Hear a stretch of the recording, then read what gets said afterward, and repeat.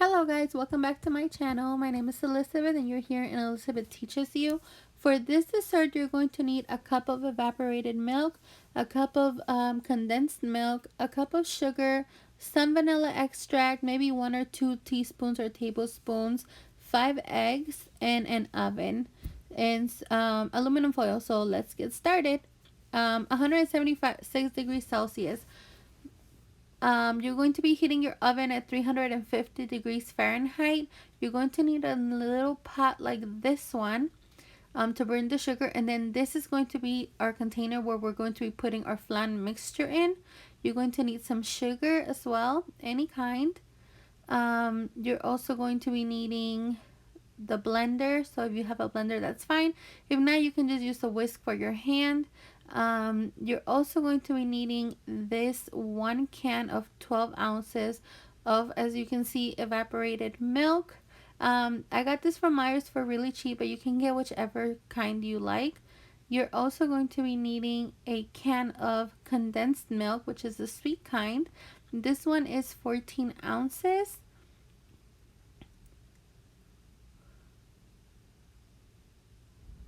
Okay, so now I also have this vanilla extract. You can get whatever kind of vanilla extract you like. I don't really measure, but it is going to be around a tablespoon or two. It's just all to your liking. So now that you have everything, let's go ahead and get started. We're going to go ahead and pour the sugar on this little tiny pot. I would say it's about a cup, but you can eyeball it. You're going to need enough sugar so it melts, and once it's melted, you're going to need enough melted sugar to cover the bottom of the container where we're going to be putting our flan mixture. So it's about that size. I don't know if you guys can see how much is in there. Okay, let me close my sugar. Put it away. Okay, so we're going to go ahead and put this at the stove. So as you can see, it's starting to melt. I have it on high heat right now, and it's gonna be like that, so don't worry, it is going to melt. Okay, so here it's a little bit more melted. It looks very like with a lot of little sugar balls on it, but don't worry, just keep stirring and they're going to go ahead and melt. I'll show you. Here, as you can see, it is very melted. It is extremely hot, so please do not do this around kids. Now that it's hot like that and it's brown, you're not gonna let it get too brown. Just enough brown is fine, and then you're gonna carefully put it there. As you see, I jumped a little back because it jumped back at me because I had a little bit of water left in that little container, so I kind of burnt myself a little. But now that this is where the sugar is melted, the container is going to be a little hot. Now what we're going to go ahead and do is we're going to go ahead and make our mixture. So I'm going to go ahead and grab my blender, and we're going to start by pouring the 2 cans of milk. Either order is fine. You can do the evaporated first or condensed first. It's totally up to you. Just make sure that you do use all of it. Another thing is I have a puppy, so excuse all the hair on my hoodie. I honestly didn't notice that it was so much hair until after I recorded the video, so I apologize about that. Um, so yeah, so just keep putting the whole container in there. And this is really simple, you guys. It is very high in sugar, I suggest. So if you are gonna have to make this for a diabetic person, I would suggest you use like stevia. And you see this condensed milk that I have right here. You might wanna buy like a lighter version of it. I'm not sure if they have like a low sugar condensed milk because I'm not a diabetic. So just be careful when you go ahead and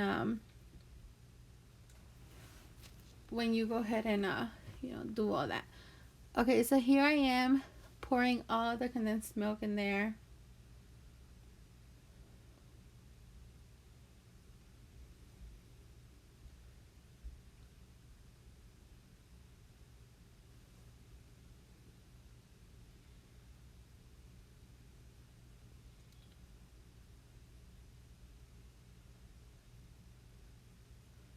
Okay, so just make sure that everything is going out into the blender. Make sure that you get the walls of that little can with like a butter knife of some sort because it is very sticky, and if you don't scrape the walls of the can, it's gonna have a lot of it left. So here is my vanilla extract. I don't measure it, but you can just see how much I put. I pour like a 3-second pour. Or if you do want to measure, like I said, this is totally up to you. You don't even have to use it, but a lot of people like the extra vanilla flavor in there, so that's why I put it on there. So now what I'm doing here is I'm putting my 5 eggs. The reason why I'm putting it in a separate container is because sometimes when you crack the egg on the and pour it into the blender directly, a little shell piece might go in there, and I don't want to be digging into the blender, so it's much easier to get them out from a little tiny container. So that's that.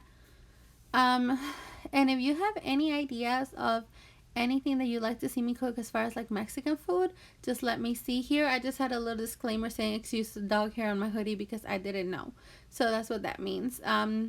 I have to do a voiceover on this video because I can't make two flans to show one Spanish and one English version. So I'm choosing to do an English voiceover for this video because it's much faster for me. So now that you poured your eggs into the blender with both milks and the vanilla extract, you're gonna go ahead and put it on your blender and you're going to blend it. You're gonna blend it on high for about a minute to a minute and a half. Make sure it's really blended though. It cannot be under a minute. So if you have to time it, time it. Just make sure that it's really blended. Okay, so now we're going to go ahead and pour our mixture that we just blended onto the container. You're going to hear the container crack a little. It's going to be the sugar cracking because it gets shocked by the coldness of the blender. So don't get scared. Your container is not breaking. It's just the sugar that's cracking because it's like the contrast of the hot and cold. But it'll be fine. So again, so what we're going to do is we're just going to go ahead and pour it in there. Nice and slow. And by this time, your oven should be warmed up at 350. And once you put it in the oven at 350, you're going to have to lower it down to 325. Okay, so you see those little bubbles on top of the mixture that we have here. That's fine. What I like to do though is I like to shake it a little and like tap it down just to get all the little air bubbles are inside of the mixture underneath that little bubble caps or the frothing of the milk. We want to get that out so we have a nice and solid dessert. Otherwise, it's it's still gonna be good, but this is just an extra step that I like to do. One thing is you don't want to do it too long, and you don't want to let the mixture sit there, because if you do, the caramel from the bottom is gonna start mixing with the milk at the top, and then it's gonna get stuck at the end. So make sure that you don't let it sit for more than 5 minutes, because if you do, it's not gonna come out right. Okay, so now what I'm gonna do is I'm gonna go ahead and put the foil paper on top of it. And you're also going to need a big pan where you can fit this container inside of it. And I'll show you guys in a second. Okay, so I found this big pot is the only one that I could find because I just recently decluttered my kitchen. So I threw a lot of them away and I didn't think about it, but thank God I found this one. As you can see, it fits nice. You're gonna pour hot water. You don't have to boil it. It just has to be hot water from the sink. And you're gonna pour it on top of that, not on top of the container, but on the bigger pan. So if you can see the water level, it's not covering it up. It should be like right above half of the container that you have inside. Okay, so now here I put it in the oven. This is how my racks look. I just wanted to show you guys, like, it doesn't really matter, but you don't want it to put it like right on top of the rack closest to the fire, because you don't want it to burn. So then there you have it. We're gonna close it and I'll show you guys once it's cooked. Remember, you have to turn your oven down to 325 Fahrenheit once the flan is in there. And keep it closed. Do not open it. I usually bake it around an hour and a half, just because it is eggs and I want to make sure that they are very well done. Some people put it for like 40 minutes, but I wouldn't recommend it because I've always done it for 2 hours and it always comes out just right for me. So if you can leave it there for an hour and a half, it's not gonna burn as long as you see that you have enough water left in the big pot.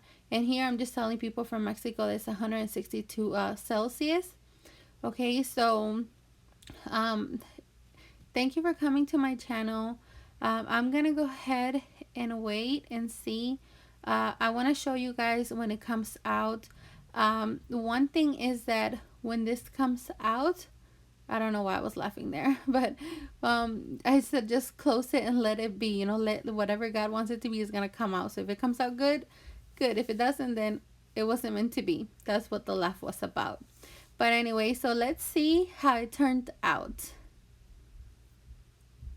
Alright guys, so now it is the next day. I let it cool in my refrigerator overnight. And as you can see, the caramelized sugar or burnt sugar got very liquidy, and this is very normal. I went ahead when I took it out of the oven after the 2 hours. You see the little slit in the middle? I put a knife just to make sure that it was cooked all the way. And here I'm just putting a little butter knife, just detaching the edges of the container just to make sure that it's nice and cooked. So just, do it slowly, and then you can like give it a little shake just like that to make sure that everything in between, is detached. So when you flip it onto a bigger container like this, it's gonna be easy to come up. And ta-da! This is what we are left with. You see all the extra caramel is gonna be normal. Just you can pour some, like, whatever's left there. But the flan already has it, so it's not like it's needed extra, but it is a nice addition if you like extra caramel. So here we're going to go ahead and cut a piece, and I just want to show you guys how nice and solid this is. It's not like jello. I've seen people that make their flan and it's literally like jello, like custard. This is very solid. Some people like to mix cheesecake in theirs, but I just like to do mine the plain old fashioned way with just the eggs and the and then also, you guys, when you pour the batter, what you can do is you can always go ahead and put raisins on top of it. You can put raisins in the container before you put the batter on there. The possibilities are endless. You can also decorate it with a little bit of whipped cream. And here I am just showing you off how nice and like smooth it came out. Like, I can't describe how good it tastes. Like I said, just be patient. Sometimes it takes a try or two for you to get it right, but don't get discouraged. Just keep trying. If you have any questions or you need assistance when you're making it, go ahead and leave a comment below, and I'm sure I will see it right away and I will try to respond. Thank you for watching, you guys, and have a good day. Bye bye.